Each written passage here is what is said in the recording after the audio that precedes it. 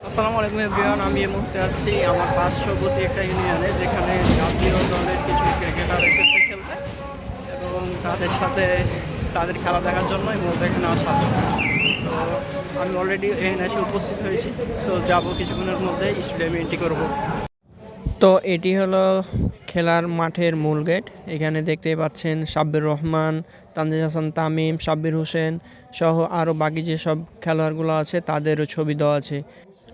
তানজিদ তামিমদের নিয়ে কতটা ক্রাউড সৃষ্টি হয়েছে আপনারা দেখতেই পাচ্ছেন, হাজার হাজার দর্শকদের উপস্থিতি, এবং চারি শার্টগুলো দেখলে বুঝতেই পারবেন যে কতগুলা দর্শক উপস্থিত ছিল। শুধুমাত্র তারা একটু খেলা দেখবে সাব্বির রহমান, তানজিদ হাসান তামিম সহ আরও বাকি সব অন্য অন্য জাতীয় দলের এবং বিপিএলের বড় বড় তারকাদের। তো ইতিমধ্যে অনেক অপেক্ষার পর যাদের জন্য অপেক্ষা করছিল দর্শকরা তারা হাজির হয়েছে মূল মাঠে।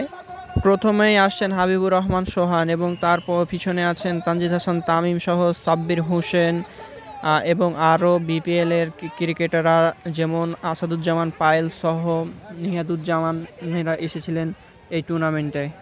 সব কিছু ঠিকঠাক, এবার শুধুমাত্র খেলার অপেক্ষা। সেজন্য দুই দলের মধ্যকার প্লেয়ারদের মধ্যে করে নিচ্ছে কিছু কুশল বিনিময় এবং উদ্বোধনী প্রস্তুতি। উদ্বোধনীর মূল ফটকে ছিলেন তানজিদ হাসান তামিম এবং তাদের লোকাল হিরো রহমতুল্লাহ, যে কিনা এলাকারই একজন খেলোয়াড় ছিলেন। তো দেখতেই পাচ্ছেন বেলুন উড়িয়ে শুভ উদ্বোধন করা হয়ে গেল।